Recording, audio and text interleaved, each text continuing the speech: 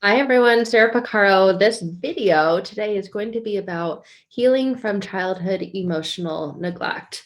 There's tons of information out there about childhood emotional neglect, and it's one thing to have the knowledge and read something about it and relate to it, and it's another thing altogether to begin to recover and to go on the journey to heal from childhood emotional neglect. And it's a really difficult thing to pinpoint because it was not necessarily the presence of something that occurred and that caused this trauma, but the absence of something. So it's neglect and it's emotional neglect. So it's not something that you can say, well, I had this or I didn't have that. Emotionally, that's what we are. We're souls wrapped in this human body, and we are a bundle of emotions. And those emotions are often used to express things, good things, bad things, right?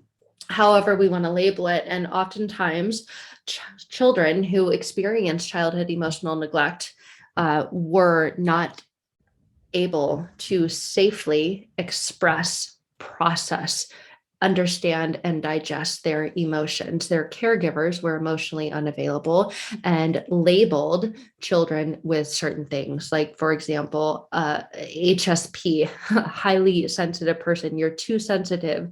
You're too much. So a child who grows up being told they're too sensitive and too much leads to having these internal beliefs about themselves, that is the truth about who they are. Well, actually, that was a lie that this caregiver or this adult in your life told you when you were a child, but it was like a seed that was planted and took root and began to grow, and now is in the way of everything. You can't see the forest through the trees now because these trees of you're too much, you're a baby, get over it, you're too sensitive, are blocking your view for the things that you want now in life, and you can't figure out how to get around them. You can't even see through them. So there's that analogy and that metaphor. You can't see the forest through the trees. That's what happens with children who grow up in an environment where their emotions are neglected, or who grow up with CEN or childhood emotional neglect and get labeled as a highly sensitive person and believe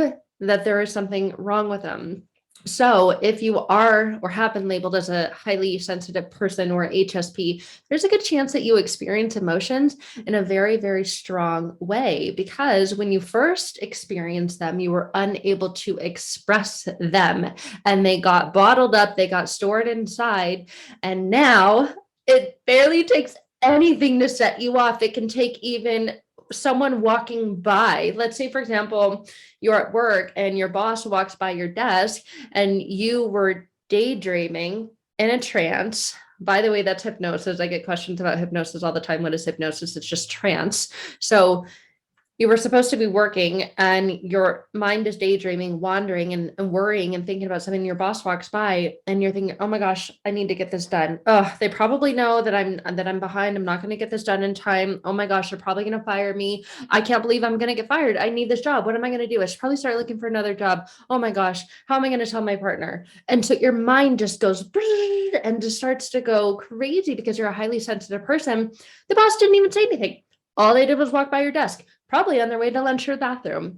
But your mind is so trapped in this, and you experience those emotions in a really strong way with that thought of, oh my gosh, I'm going to get fired, I'm going to have to look for another job. The emotions that come up with are panic, or maybe rage, anger, resentment. Well, if that boss wouldn't favor Susie over Joe, and I got the promotion instead of them, they'd never even turn in their stuff on time, I'm even more qualified for them. It sends you in this tailspin and this chasing this rabbit down this hole and imagining all of these things that are more than likely not ever going to happen or occur. But if you've been labeled as a highly sensitive person, you experience emotions in a really strong way. And maybe you spend the day trying to fight and hold back a panic attack, an anxiety attack, and just waiting until it's 5 o'clock so you can check out and you can go home and you can.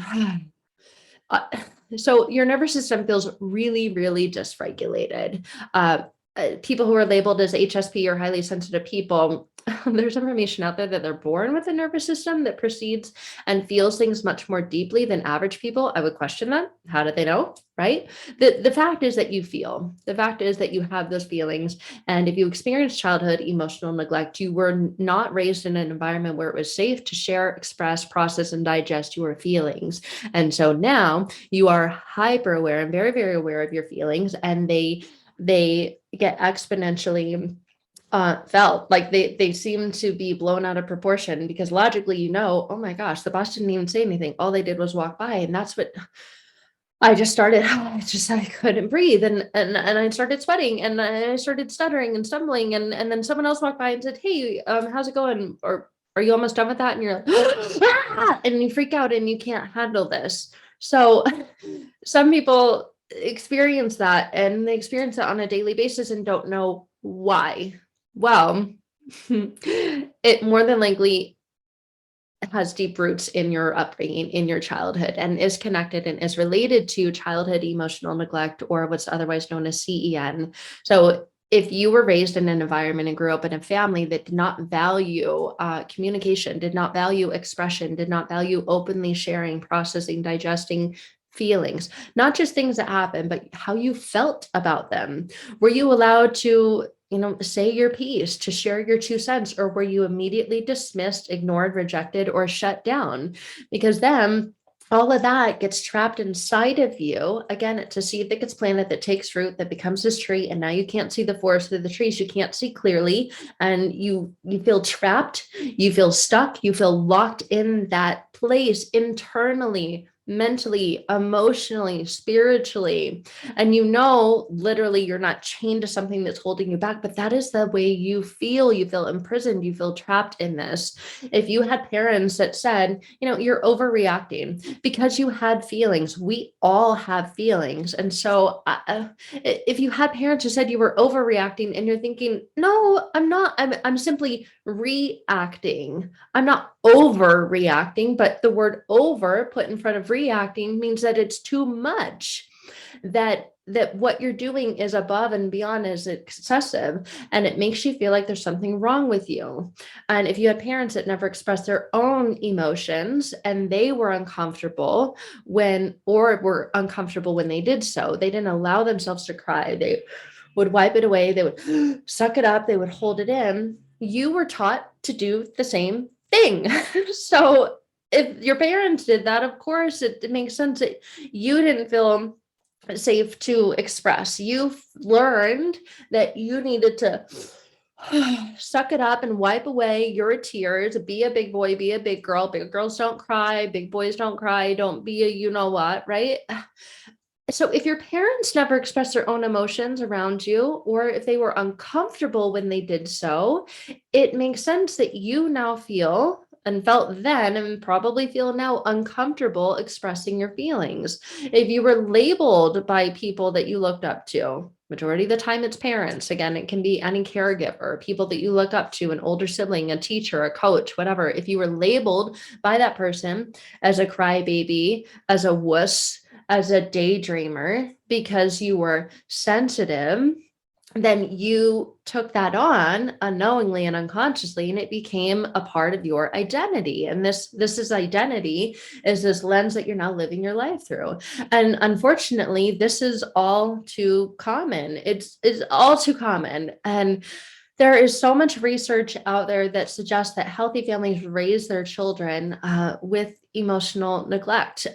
It's just simply a failure to value, or a failure to respond to emotions. You can have well-meaning, well-intended, well-to-do parents who would never intentionally or maliciously harm their children, but inevitably and unfortunately, they end up doing so because they don't create an environment where it's safe to express your feelings, or safe to feel your feelings, or they are trying to do their best. So the parents, as in they, hold back their feelings and they don't express them, and they don't know how to process or talk about them. Or when the child, meaning you, in that situation, has something that you're going through, they send you away to a therapist. And I mean, the deepest connection and the most desired connection that any child wants is one with their caregivers, one with their parents. But when parents separate that and say, well, you need to go see a therapist, it further drives the roots of that seed into the ground, into the depths of there's something wrong with me because I just want this connection with you.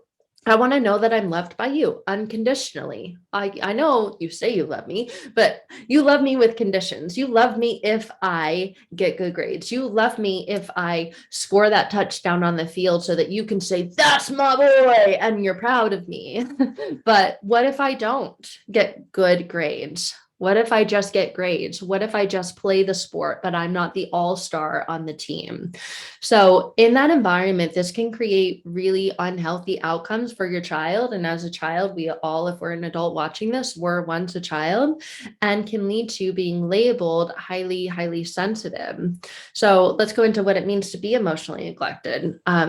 What it means is there is a parent who fails to respond to a child's emotional needs, and it often sounds uh, like nothing. It often looks like nothing because it's the absence of expression of emotion. So it often sounds like, looks like, and feels like nothing. That's why people who are now adults that I work with who experience this, they say, I feel numb. I feel absolutely nothing. I cannot feel my feelings because they were taught that it wasn't safe to do so when they were younger. And so now we want to feel. And unfortunately, that can lead to very self-harming behaviors, very negative and hurtful actions, all in the name of just trying to feel something.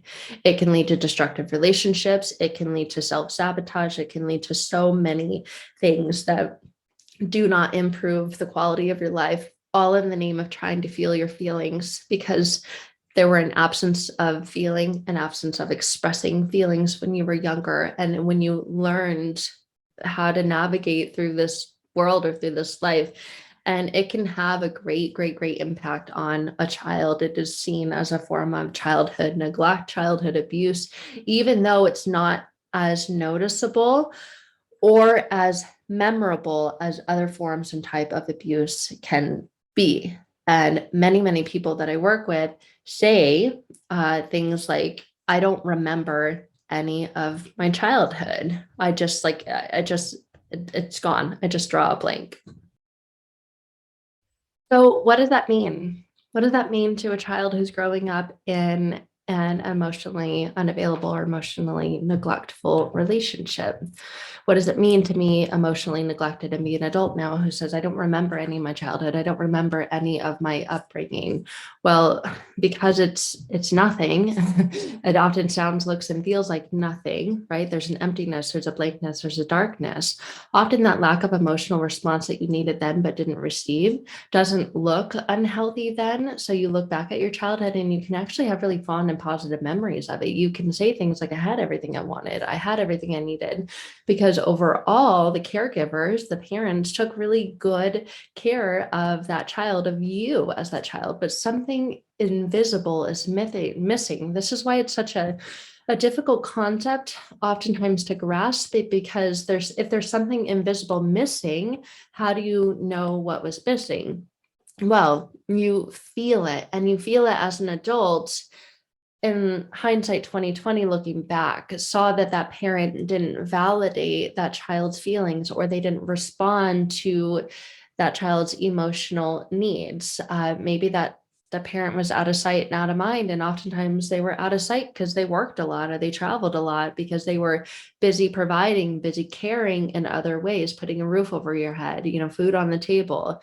And all of that adds up, and all of that has really significant consequences. So there's information out there that says emotionally neglected children can end up often feeling deeply, deeply alone. And you may feel this, and you're in a room full of people and you still feel alone.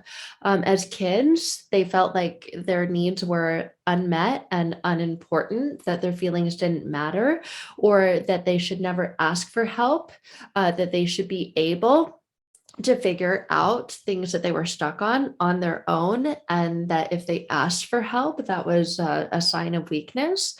So when they grow up, children who experience childhood emotional neglect, they hold on to that. They're still holding on to that from when they were first given the feelings of guilt, the self anger. They're mad at themselves because they're told, well, you should be able to figure that out, and you can't, and you're stuck trying to figure it out, and you're mad at yourself because you believe, I should be able to figure it out, but I can't. And these thoughts of what's wrong with me, I'm stupid, I'm dumb, I'm incapable, I'm not as good as, looking outside of you, well, that kid who can figure it out, it seems to be so easy for them.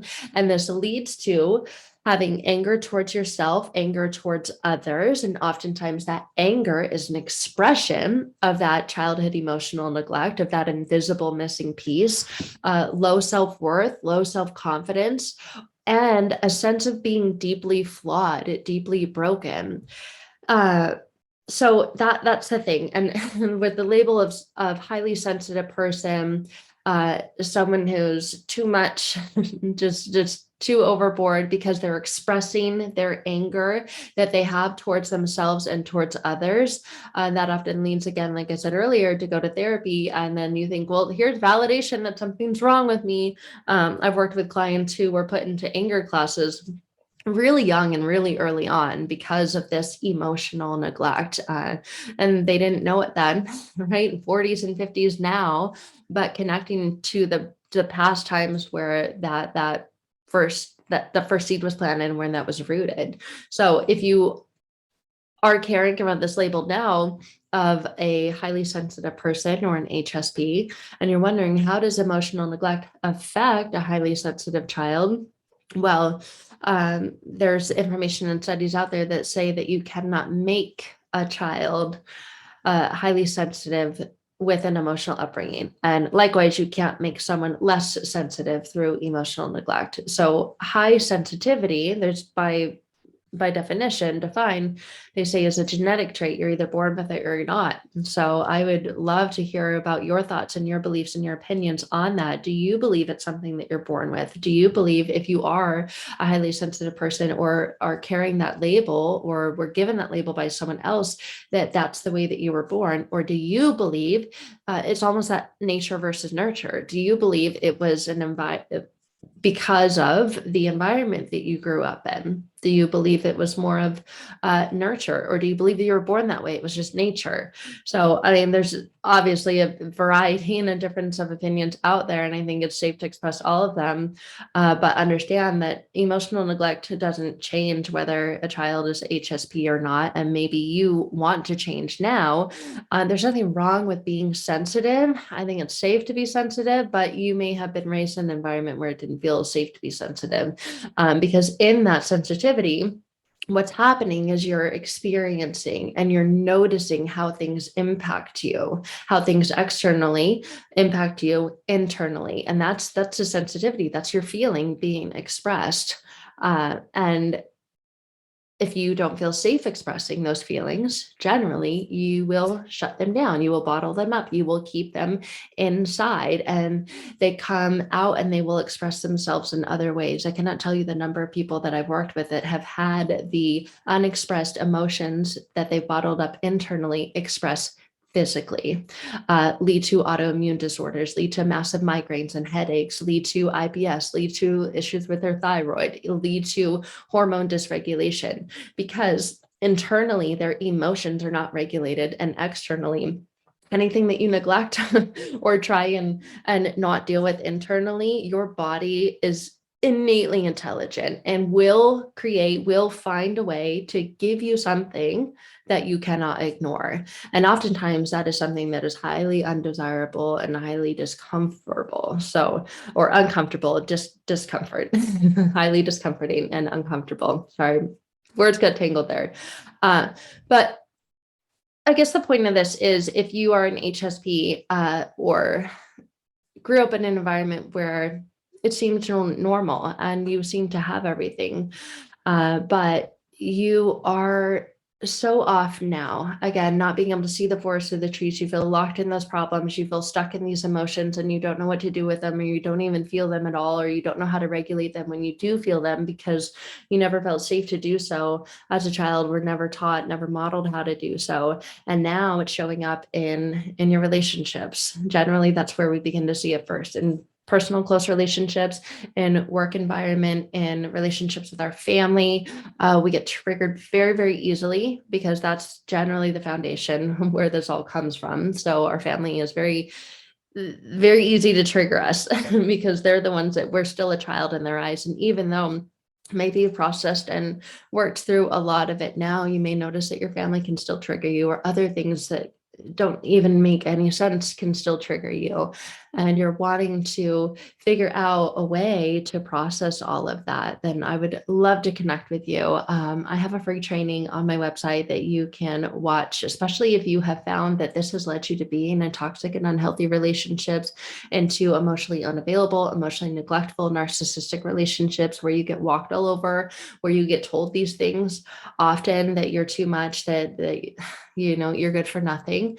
And that triggers this high sensitivity, and you what they would call overreact, you over respond, your response is out of proportion to what's happening. Or even if you agree with that, and you think, okay, I want to be able to calm myself down more easily, regulate myself more quickly, more easily, then that, all of those are signs, all of those are indications, then, and awarenesses that there is deeper work to be done.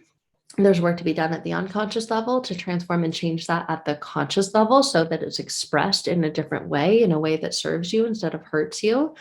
Uh, and if that's where you're at, I would love to connect with you. I would love to talk to you more about working through that and getting to this place where you feel safe to express yourself. You feel safe to speak up, to use your voice. You feel safe to be around other people. You could walk into a room and really enjoy being there, be present and engaged and loving and joyful, instead of feeling like nobody notices me. What am I doing here? And in your head, you're there, but you're not there. You're wanting to leave. You're wanting to go home. You feel that flight, fight, freeze response kick in, and it sends you again into this panic of anxiety and this tailspin of worry and disassociation, disconnection. All of that is because you were not taught or modeled or provided a safe environment for you to feel your feelings when you were younger, and processing that, working through that, and transforming and changing the internal belief system, the unconscious belief system, that foundation in which our lives are built on.